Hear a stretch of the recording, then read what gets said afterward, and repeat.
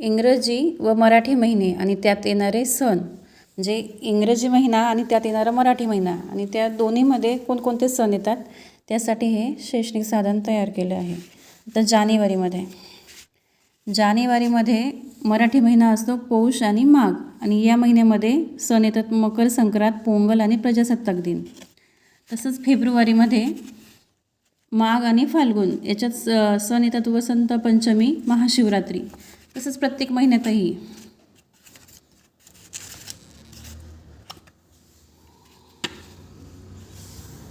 म्हणजे आपल्या लवकर लक्षात राहत जाईल की इंग्रजी महिना आणि मराठी महिना त्यात येणारे सण कोणकोणते आहेत ते.